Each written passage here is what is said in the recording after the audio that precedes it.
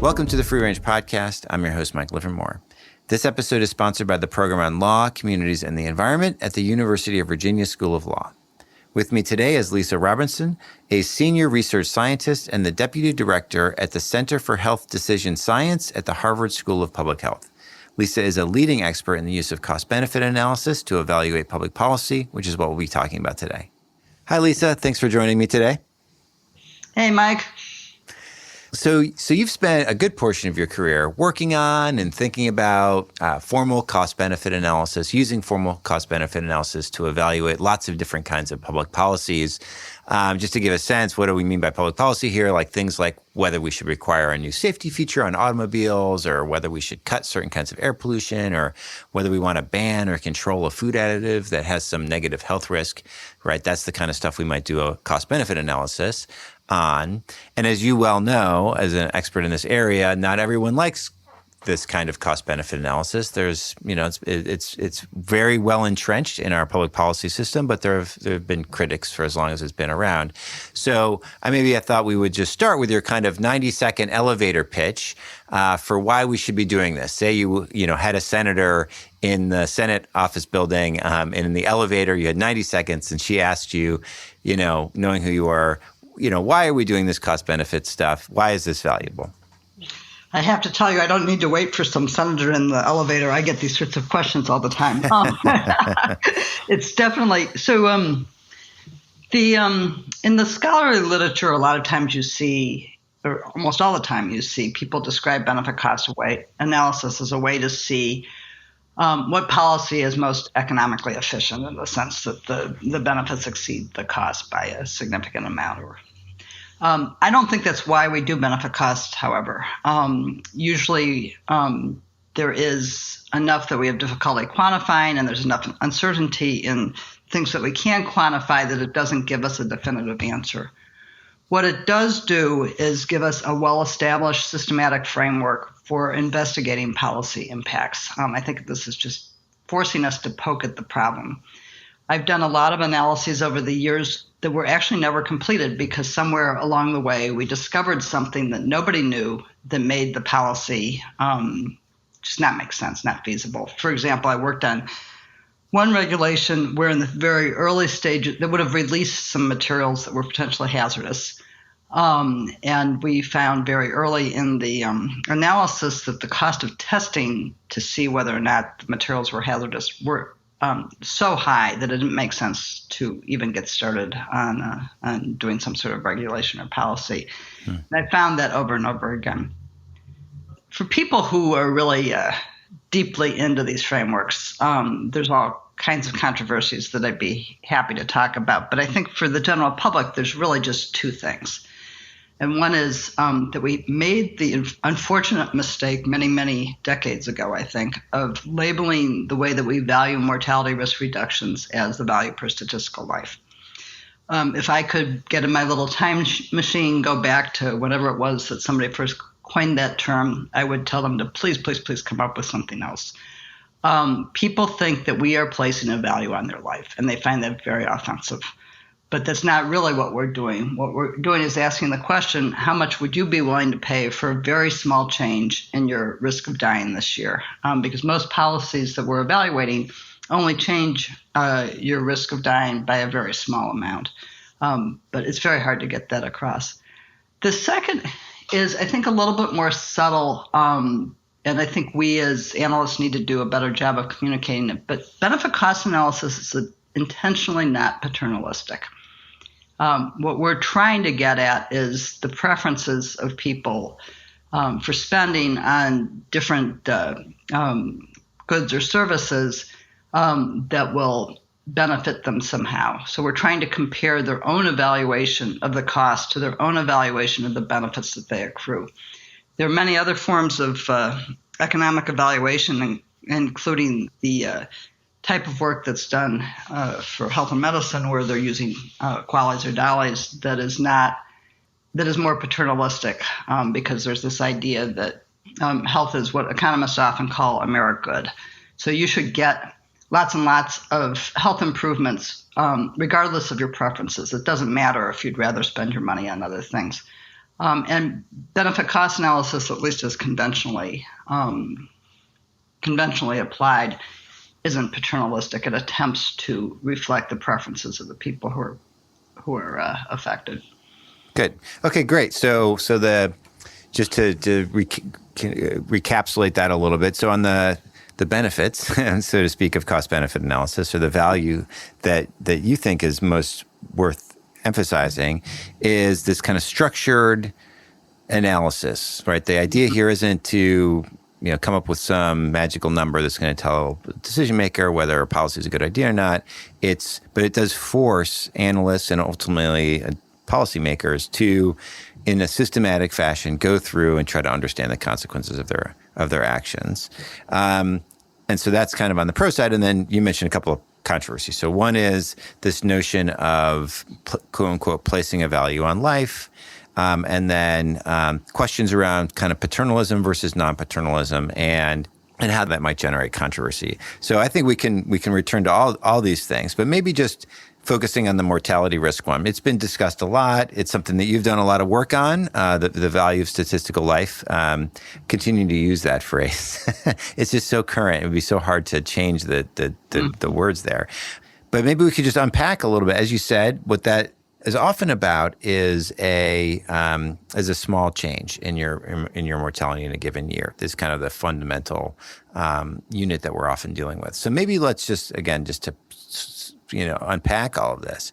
Like, what is a context where, like a concrete context, either that you've worked on, or we can even talk hypothetically, where the value of statistical life or the value of mortality risk reduction is kind of an important part of a benefit cost analysis? Like, when does this arise? That's a more complicated question than it might seem to be on the surface, but let me start with the simple answer and then give you the more complicated one. Most policies have some impact on health. It's been interesting to see, certainly climate change, air pollution, transportation, food safety, homeland security, all of those policies have some effect on mortality risk. And in fact, interventions that we often think of as being entirely outside of the health sector, like education, often have fairly significant effects on mortality. But I think that to some extent that's a little bit misleading, because if you think about it, health includes how long you survive. It also includes the likelihood that you're going to get sick or you're going to get injured. And we do not have enough research on non-fatal health effects, injuries, and illnesses to have a very good idea of their value. So I think in a lot of the work that we do, mortality risk reductions dominate the benefits estimate, partially because we care a lot about living longer, but partially because we're not very good at assessing the value of other effects. You might have a health effect that has a relatively small value compared to the value of saving a life. I shouldn't use that language, should I? The value, even I get tripped up. The value of reducing mortality risks. But there's lots and lots of cases. I mean, all you need to do is think about COVID. I've forgotten the numbers now, but there are so many people who've had non-fatal cases that even if the value is a lot lower than the value of avoiding the risk of dying, it could add up to something very large. Yeah, that's an interesting point, right? That a lot of the rules that we're talking about, a lot of the policies have lots of different kinds of effects, right? Mm-hmm. They can have effects on health, your quality of life, right? That is what we're kind of talking about. And then there's effects on how long you're going to live. Basically, those are the two general things that we're talking about. And then, there could be other kinds of effects, what your consumption is or whatever else.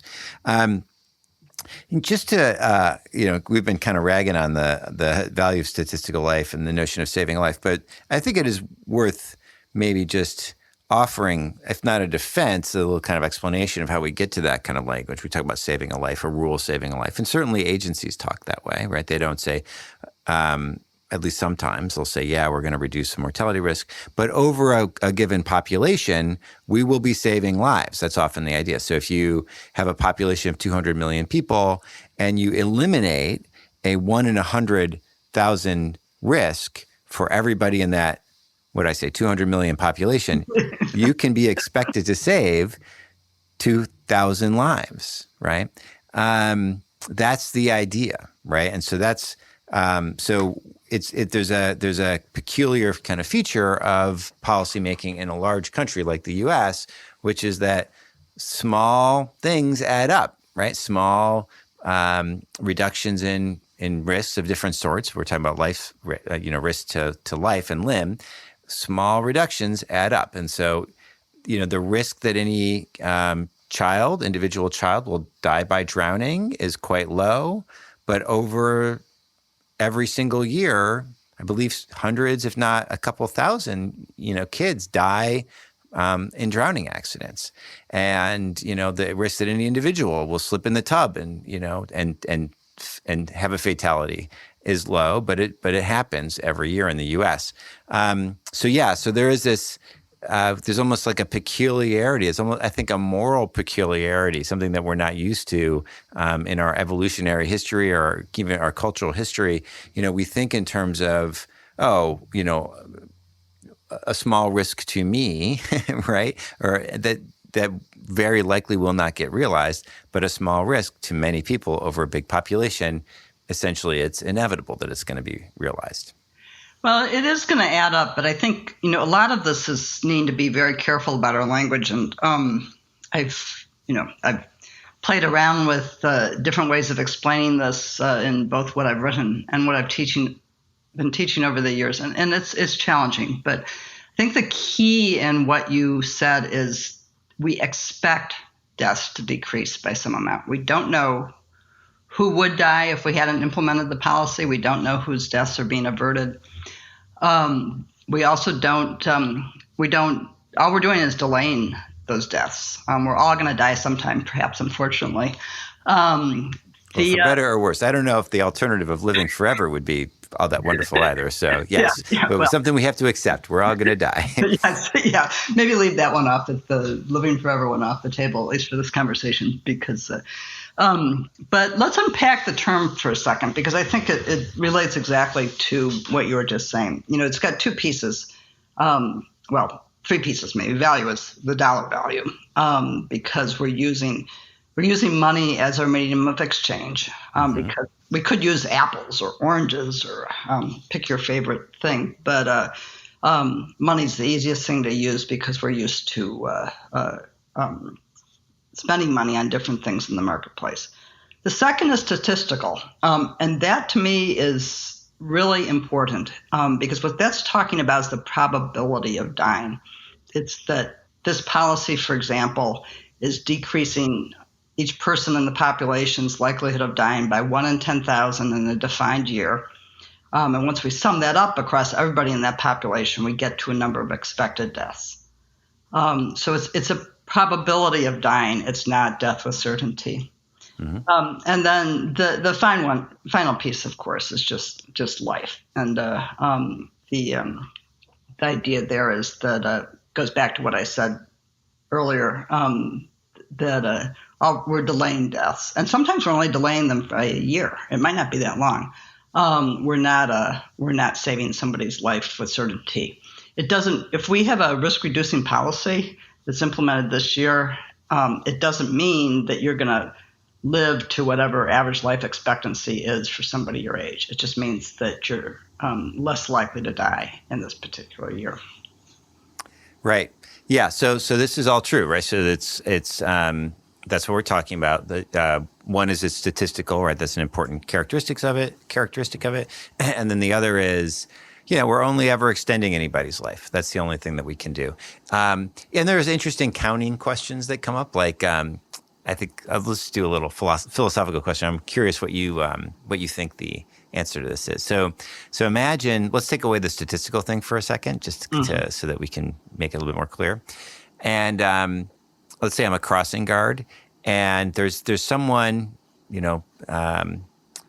just person A, who is just terrible at crossing the street. They just don't look both ways before they cross the street.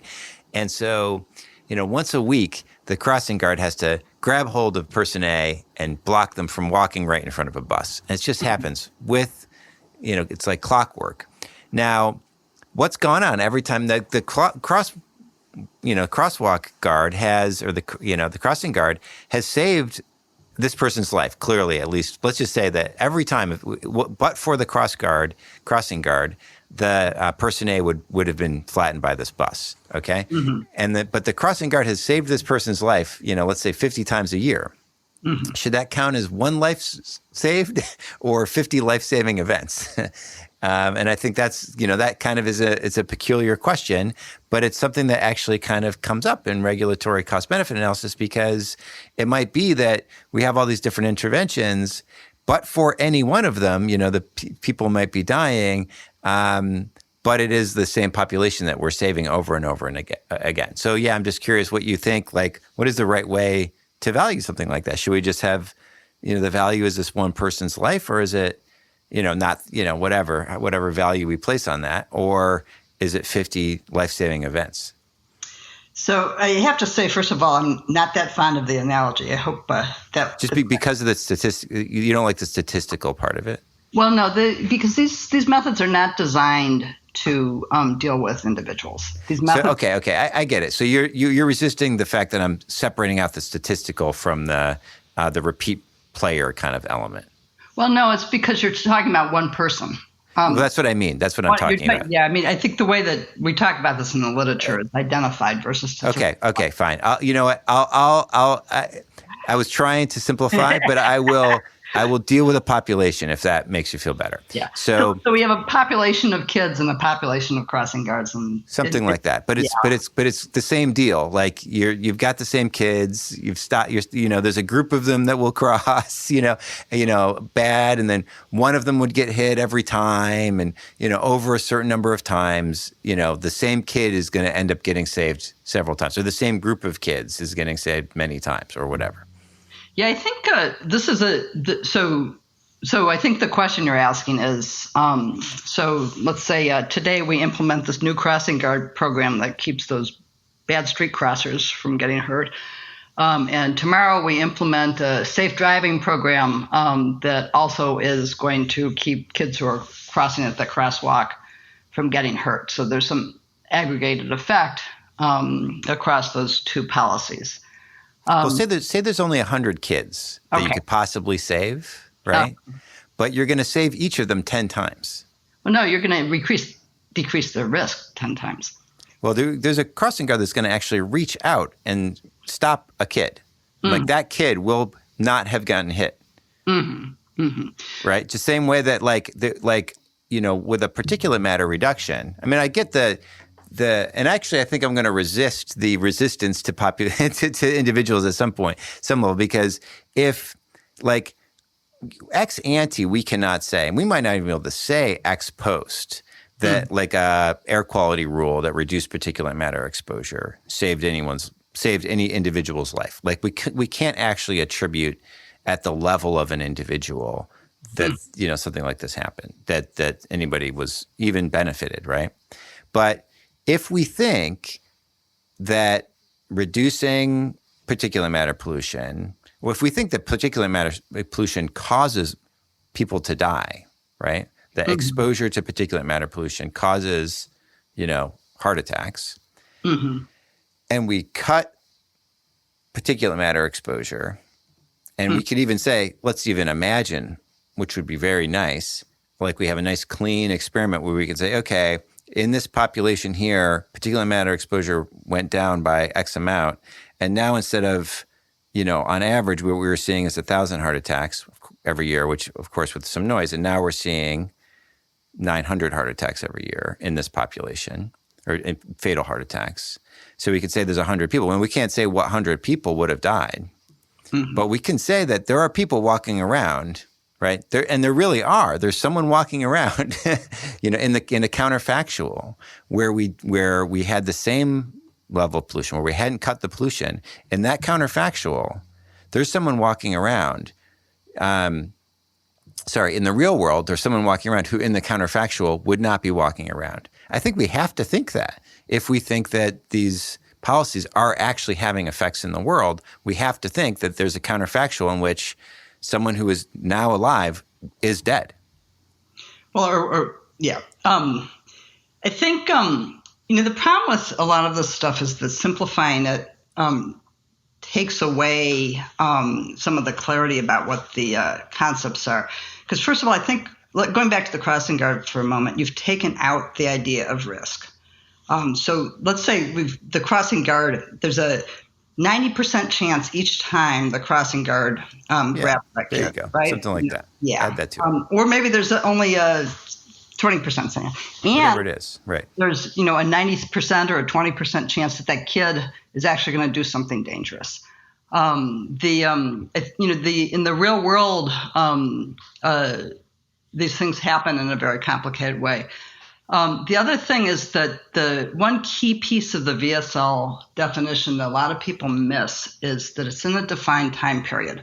You would, for your crossing guard example, we would want to talk about the chance that crossing guard, or maybe this crossing guard policy, reduces the risk of X number of deaths within a month or within a year. And I think that those two things take care of some of your concern about overlap or double counting. I'm not even sure I'm concerned about it yet. Oh, okay. I was curious. I'm not raising a concern. I was actually curious I'm not sure whether that's double counting or not. I was curious whether you thought it was. I think it's an interesting question. Yeah, I think it's a question of this is, I think, one of the benefits of doing benefit cost analysis is it forces you to be clear about things.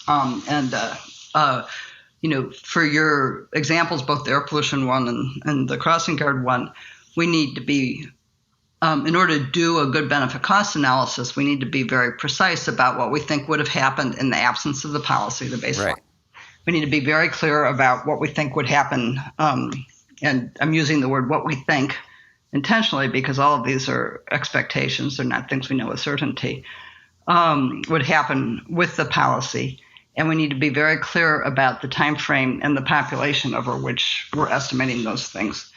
One issue that does come up, especially with large policies that affect lots of people, so this idea that, maybe policy A is affecting these, 100 people in the population, and policy B is affecting a different 100 people in the population, assuming you have a large population, is whether we need to revise the baseline. So, if my risk of dying, I don't even want to think about this since I'm getting older, but if my risk of dying is, 2 in 1,000 this year, we can't keep comparing each policy to a 2 in 1,000 baseline. We need to think about how the incremental effect of preceding policies have changed my risk. Maybe my risk is now, it's now 1 instead of 2 because of everything that's come before it. But I think that's often is that not what you're getting at, or is that what you're getting at? Well, it's funny because we both know a lot about cost-benefit analysis. Uh-huh. And I think a listener who's unfamiliar with some of these ideas would be shocked that we would make the claim that these techniques have a way of clarifying the questions that policy analysts are trying to figure out, right? Because it's actually quite technical. It's quite difficult. It requires very careful thought, and so. Maybe we could kind of change gears a little bit and I would be curious your thoughts about the kind of this meta question about the degree to which cost benefit analysis can be quite difficult for a non-expert to comprehend what's going on, because as soon as we start talking about what is really a fairly straightforward policy, this crossing guard policy, right? Where the mortality risks are kind of straightforward, like the causal pathways at least are straightforward, and so on. And it actually quite quickly turns into a complex question involving, what are the suite of policies that we're talking about? What are the populations? What is the time frame? What are the base rate risks that we're talking about? And those are the right questions to ask. Absolutely, one has to ask those questions in any kind of cost, even of a simple policy, even almost like the simplest policy that you can think of, still requires kind of a nuanced really, understanding of these various features of the policy problem. And I think that can be part of what leads folks to resist cost-benefit analysis, because then they start to say, well, this all looks like gobbledygook. This just looks like, jargon, and I can't understand what's going on here. And it seems to, I think what some of the critics of cost-benefit analysis will say is it actually obscures the stakes rather than clarifies them. So what's your response to that kind of take? Because I actually think that's fairly common, is that people start to hear things like baseline and population risk and et cetera, and they just think, well, you're over complexifying something that we can think about in more straightforward ways. Well, I think so. I feel like there's several different issues there, and one goes back to what we were talking about at the very beginning, which is that my experience has been that if we don't do some sort of analysis, people always have an opinion, or almost always have an opinion, but they don't. It's unexamined. I'll never forget working on an environmental rule in the U.S. where somebody asked me, "Aren't there benefits for women?" And this environmental rule. This in the United States, and I think it was actually more a statement that we'd left out the benefits to women, and if we weren't trying to do this benefit cost analysis, I don't think that person would have ever even asked the question. It would have just been implicit in their thinking. And after talking to this person for a while, I realized that what they were thinking about was actually low and middle income countries where women walk to get water. So having a cleaner water source nearby has labor savings for the women. But we weren't talking about doing a policy in a low and middle income country, and the person I was talking to hadn't really grappled with that in the U.S. We just go, well, most of us are fortunate enough to be able to just go and turn on our tap. So I think it's one of my colleagues likes to talk about it as an aid to thought, but I think it's a way of just getting people to talk about what they think the policy is all about, and ask questions and try and reach a deeper understanding of it. In terms of complexity, I think that's a real problem for us as a profession. What happens to me, and I think happens to all of us, is we get deeply into the details of our analysis. We write up the analysis the way we think about it and the way we did it, and nobody except us understands it. And I think we need to get much better at communicating. And I think the other problem is that we ourselves need to be better trained. And some of there's a lot of issues in terms of technical training that would be really helpful. But I think learning how to communicate what we're doing is incredibly important.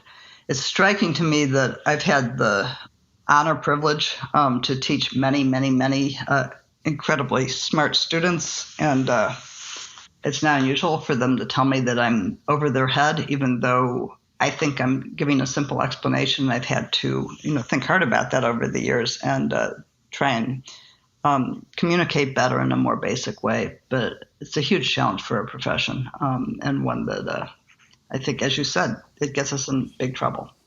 Yeah, I mean, I think part of it is, it's just as we're thinking about this, I think part of it is that there's, it's with any discipline, right? You start with some basic premises, and then you kind of start to build from there, and then you build from there and build from there, and what you end up with can be a fairly complex edifice that's built out of that could be built out of simple parts, and that's just the way it is. And it's sometimes, to a certain extent, it might just be that it's irreducible. Like, in order to understand, complex biology, you need to know the building blocks, right? Sure. And I think part of what is tricky about cost-benefit analysis is that we're talking about public policy, right? So people don't go into a lecture on recent findings in particle physics, or they don't go open a scientific journal like Nature and Science and open to the genetics section and expect to kind of understand what's going on, right? Whereas when we're talking about should we hire more crossing guards, or even should we require more stringent air quality standards, or should we require a rear-facing camera in new automobiles? These are questions that in a democratic society, we think people have opinions on. People feel that they ought to be able to have opinions on. And, and maybe under some theories of democracy, what ultimately we do as a government should reflect what people think about, whether these are good ideas or not. So there's this really big tension because I potentially be curious what you think about this. On the one hand, the fact is we're dealing with public policy questions in a democracy where people have often strongly held views. On the other hand, these questions can be approached with an edifice, basically, that is this cost-benefit analysis that we're talking about, that is a little bit more like a sophisticated scientific enterprise. And I think we need to be careful about that, right? To not, there's a lot of values questions. There's a scientific element to it, but it's also a sophisticated moral language. I think we could say that's a highly articulated language about trade-offs and how you make those trade-offs and so on. And so whatever it is, it's a highly developed discourse. Let's call it that. I don't want to imply that it's a purely scientific discourse and make too many analogies to fields like biology, but it's a highly articulated discourse.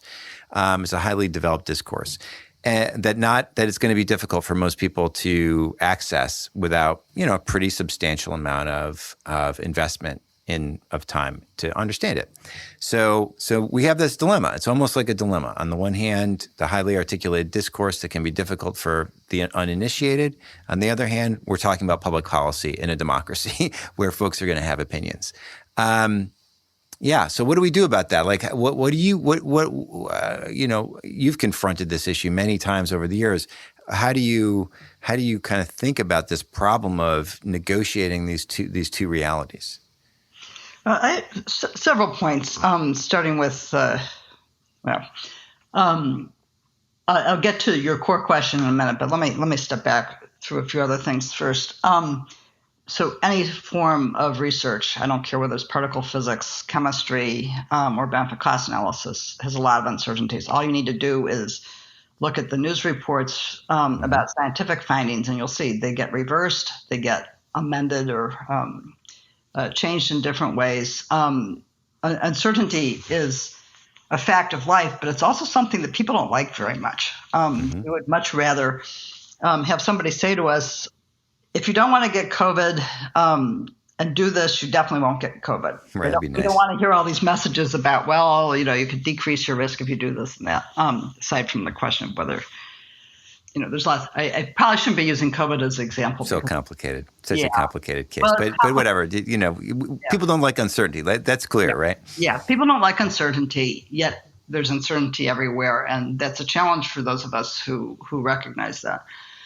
The second is we always talk about benefit cost analysis as a way of informing decisions. I don't think there's anybody who's a practitioner who thinks that benefit cost analysis should be used to make the decision, because there's a lot of normative value judgments that underlie the framework. It shouldn't be the only source of information because of those value judgments. But there's also a number of things that it doesn't address very well. It doesn't address legal and political issues. It doesn't do a very good job of looking at the distribution of effects across people who are advantaged and disadvantaged. So I think that one thing that we need to be making more clear to a general audience is, hey, we're providing you with some information, but there's lots of other things you should be thinking about, including your own moral beliefs and other things. I also think that we really need to think carefully about audience, because I know when I'm talking to a scholarly audience, there's a lot of misperceptions about benefit cost analysis. But it's a very different type of discourse than when I'm talking to the general public. One of the most effective things I've seen is I was working on a radiation protection standard years and years ago, and because you can't see or feel radiation as it gets really, really high. We were having real trouble communicating the amount of risk reduction that you would get from this regulation. And one of the other people in the project came up with this idea of having an illustration of how many hours you'd have to spend, or it wasn't even hours, I think minutes. You have to spend in an airplane flying at 30,000 feet to get the same dose of radiation. And that's what resonated. And, I don't think many people don't really care about the things that we debate about academically. They just want to know, how much of, how bad is this going to be? How good is this going to be? And we need to figure out ways of explaining that, that airplane exhibit could be reduced to a bunch of, numbers and formula. But the airplane worked a lot better in helping people understand what the benefits of this particular policy were. Does that make sense? Because I think that you and I live in an academic world where there's lots of detailed technical debates about these things. But when I talk to people who, don't do this type of work, what they really want me to tell them is this a good thing? Is it a bad thing? Well, this is the tricky problem. This is exactly the tricky problem, right? Because that's exactly what folks want to hear. And in some sense, I think this was kind of what one of your early points was, which is cost-benefit analysis or analysts often don't want to provide that answer, in part because they still don't know, right? There's uncertainty, right? So there's uncertainty about what regulatory consequences are going to be on the ground. How many, what is the real risk reduction? There's controversy about how to value those risk reductions. There's potentially other values in play, right? That they could conflict, or there's normative choices that go into cost-benefit analysis. So, like, kind of an all things considered, is this a good idea or is this a bad idea? Arguably, is something. Now, I think that sometimes, anyway, people say. I think what you said was that analysts don't want to provide that. They don't see that as what's going on. It's a tool to inform analysis. But if the tool to inform analysis just says, yeah, this is a good idea, or no, this isn't a good idea, then it's kind of it is ultimately making quite a forceful recommendation. Well, I think there's actually two points there. The first is that those of us who are inclined, the people who do this sort of work are people who like analysis. They like, they like having to sort through all these thorny things. And, not everybody's like us, but we get too much caught up in our own heads.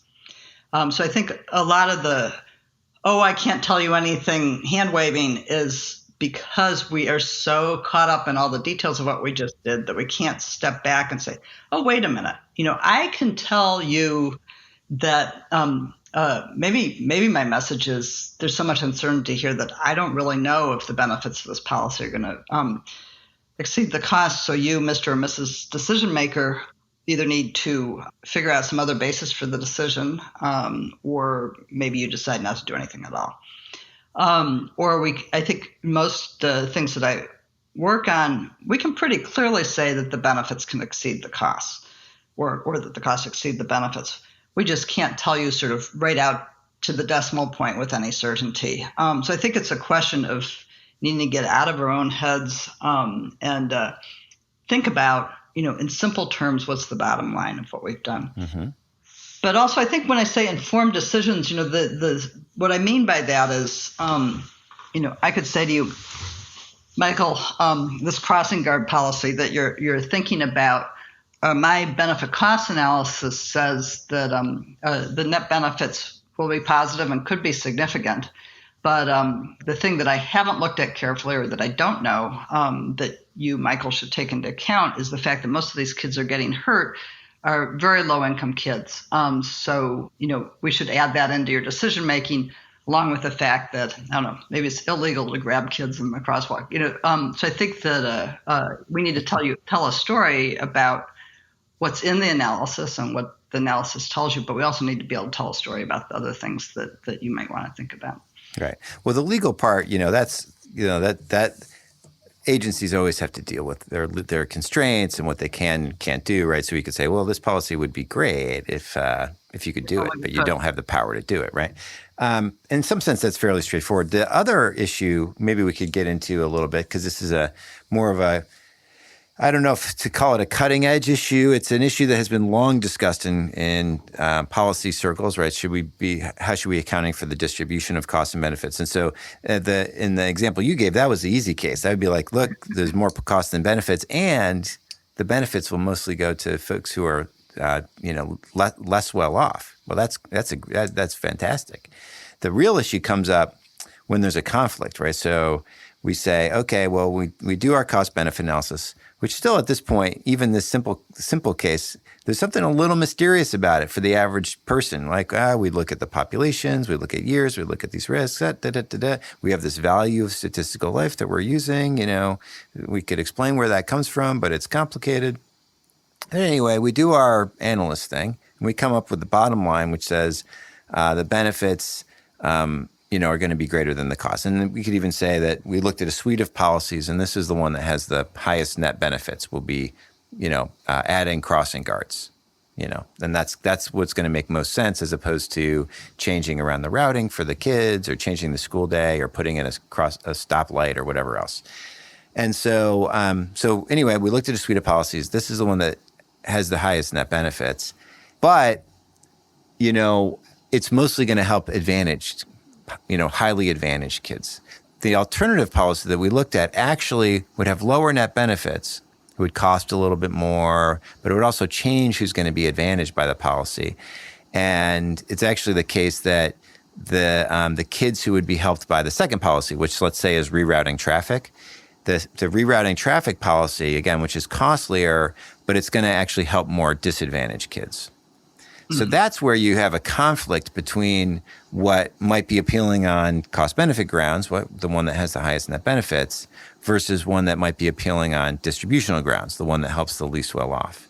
So this is a hard kind of problem. So one possibility is that we just kick that to the decision maker and we just say, look, we've done the kind of standard cost-benefit analysis. We've also looked at these distributional questions, and so we can tell you kind of who benefits and who bears different kinds of costs, and then you, policymaker, you need to decide. Another alternative would be to incorporate the distributional analysis somehow into the cost-benefit analysis, which there's different technical ways of trying to do that.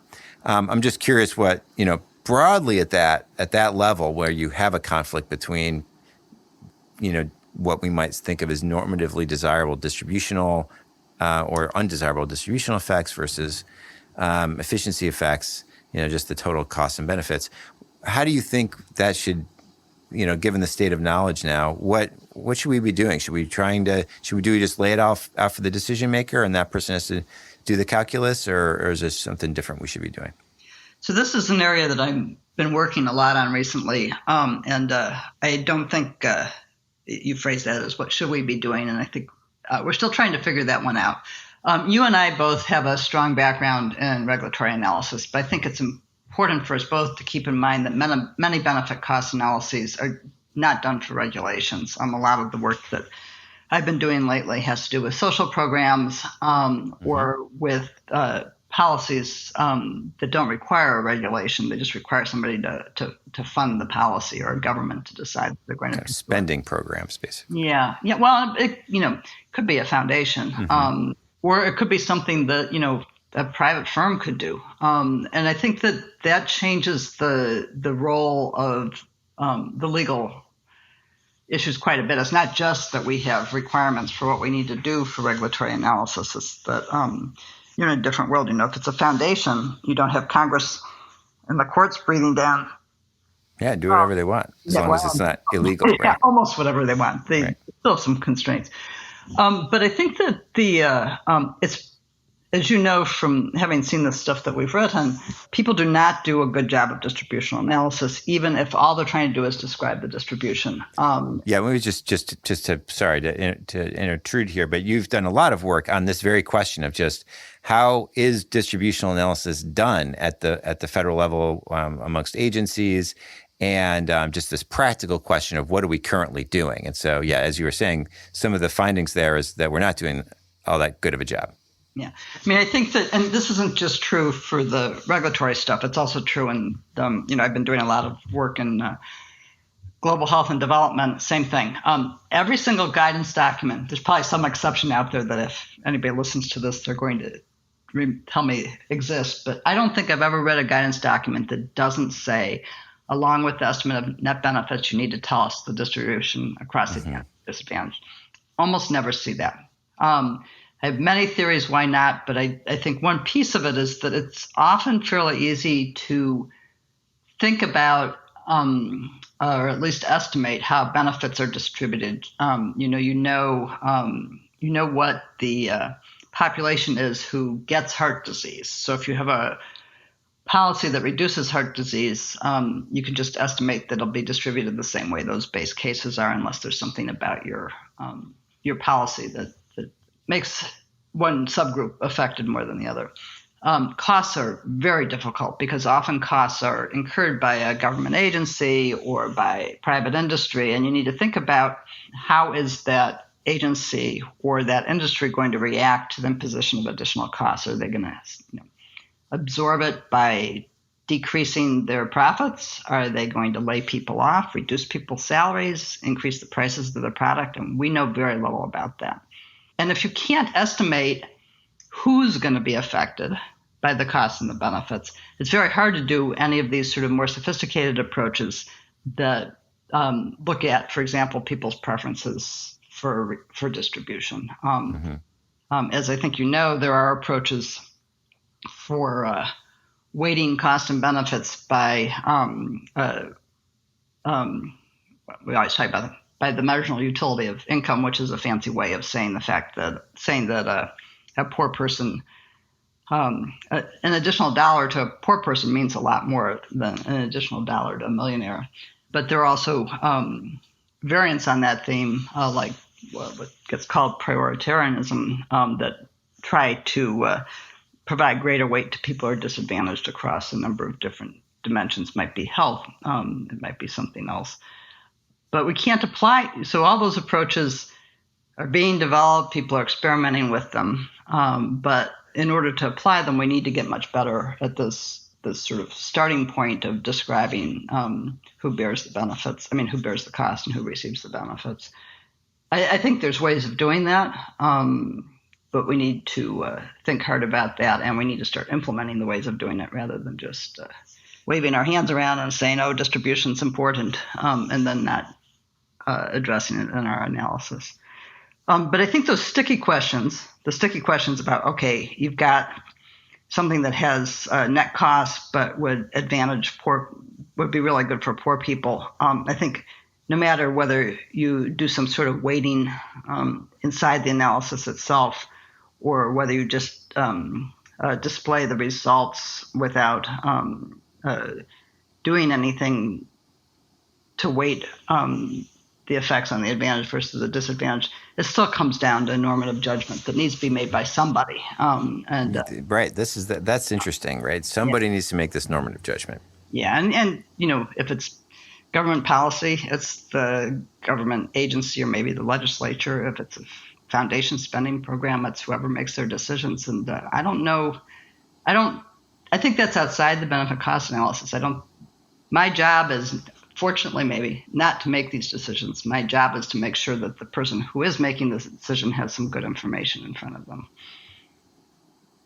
Right. Okay, good. And so, but just to maybe clarify or reiterate a point you were making there, which is just, it's actually quite difficult. So there's, just to maybe quickly summarize how this debate has unfolded over the past, 20 odd years, cost benefit analysis tends basically, in its kind of traditional form, focuses on aggregate costs and benefits. So if we take our crossing guard example, we're not looking at whether the kids are advantaged or disadvantaged. We're not looking at, who pays the cost, whether it's the city or individual drivers, if it's like traffic rerouting is the policy.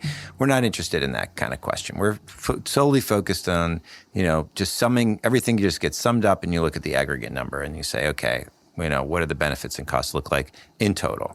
And a consistent critique that has been offered over the years is, well, there's something wrong with that. That we ought to, as a society, be sensitive to who bears the costs and benefits. And in particular, we should care about costs and benefits that are borne more by people who are less well off.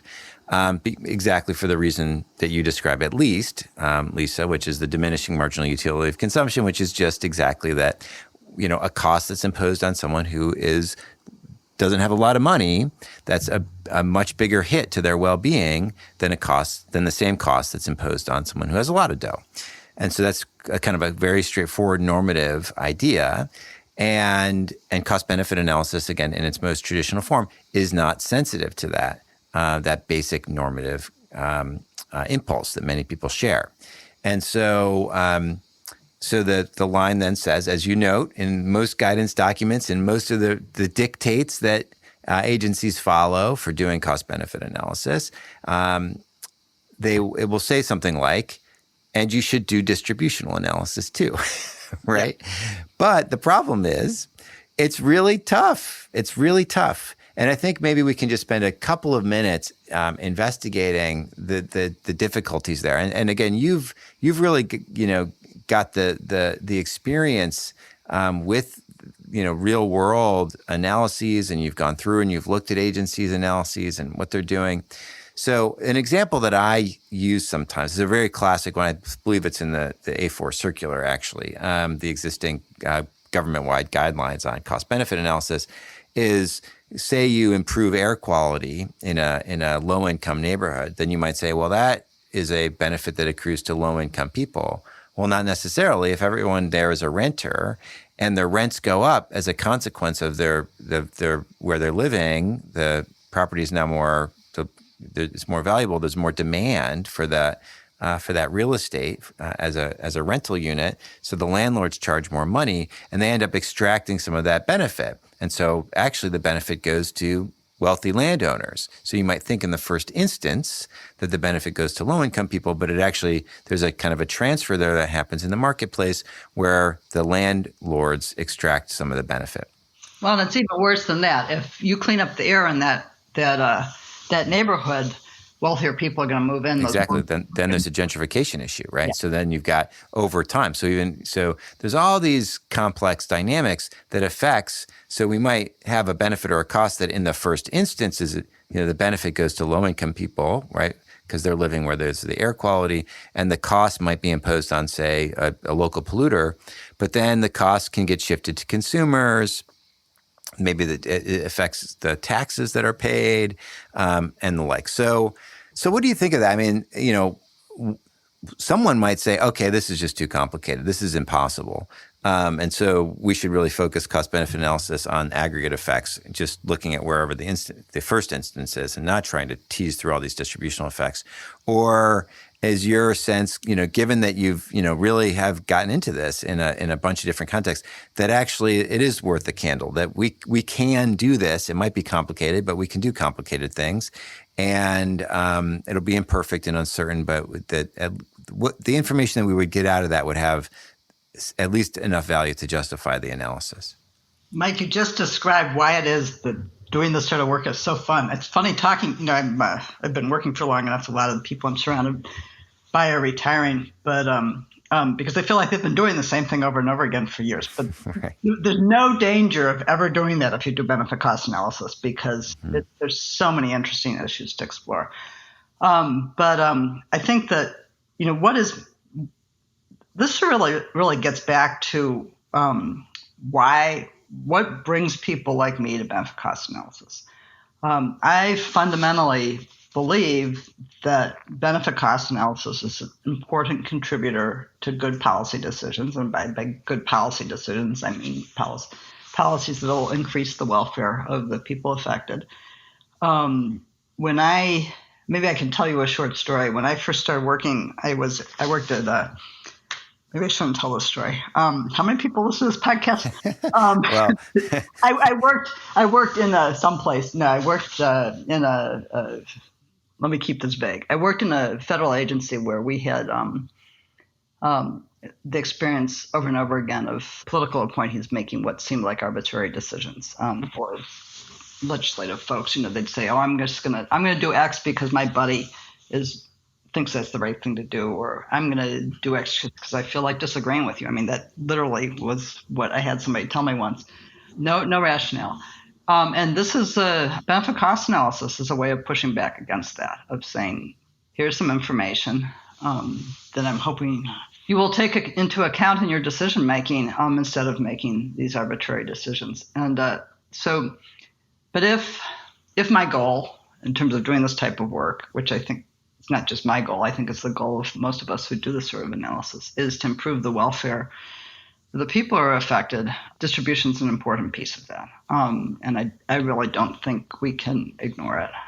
So it's, you're right, it's hard. That's what makes it fun and interesting. But it's also important, and I think we need to work at it. Now, are there cases that you've come across where you've seen that you think that an agency has done a good job at some kind of distributional analysis? It's interesting. It's interesting that you asked that, because I think that recently, at least in the U.S., there's been a lot of pressure to improve distributional analysis, and I have not gone through everything that federal agencies are doing to try and see whether some of them have gone far enough along to deal with the cost side, because that's where the challenges are. I think there's lots of people, lots of agencies and scholars who've been able to think about the distribution of benefits, mortality and morbidity risk reductions and other types of benefits. The one place where people have done a lot of this is with macroeconomic modeling, where you have really large policies that you can feed into these big general equilibrium models, because they allow you to, in different ways, often model households. They have mechanisms that allow you to estimate the effects on the rich and the poor. But even they're making, underneath all the complexity of these models, there's some very strong assumptions about things like whether costs are passed on as changes in prices. And these models tend to be useful only for very large policies, because there's enough uncertainty in them that smaller policies sort of get lost in the error term. You don't really end up with a good understanding of the effects. But I think that's an interesting question. And one of your next shows, you should pull on a bunch of the federal economists who are working on this sort of stuff and see if they've made some progress on this, because I really don't know. On the cost side, because I really don't know. Yeah, it's tough. I mean, it's a tough issue. I think that, maybe the kind of the final just note on all of this is, it's easy to talk in very general terms about, we should look at costs and benefits. We should kind of examine the pros and cons of our policies. We should do things like account for the distribution of those costs and benefits.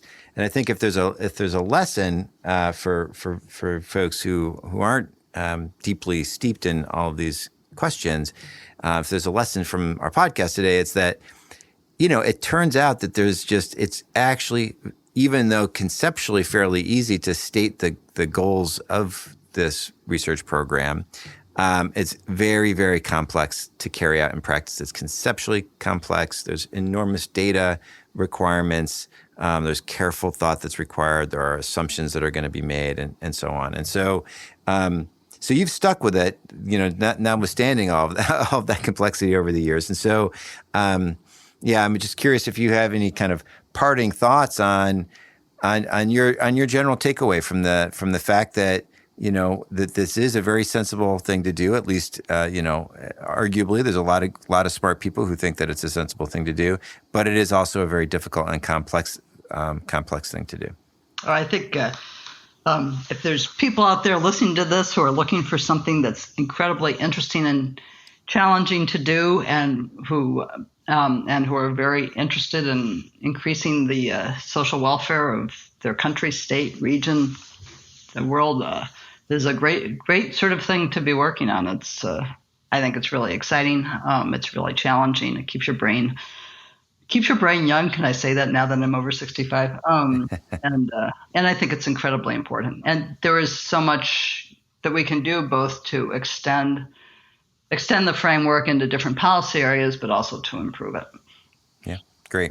Well, thanks so much for a really fun and interesting conversation today, Lisa. It's always fun chatting with you, and thanks for all the great work that you've done on these issues over the years. Well, thank you for inviting me on. It's always great to talk to you, Michael. And listeners, if you enjoyed this episode, please let us know. You can give us a like, a rating, subscribe to the podcast, and follow us on social media. It'd be great to hear from you. Till next time.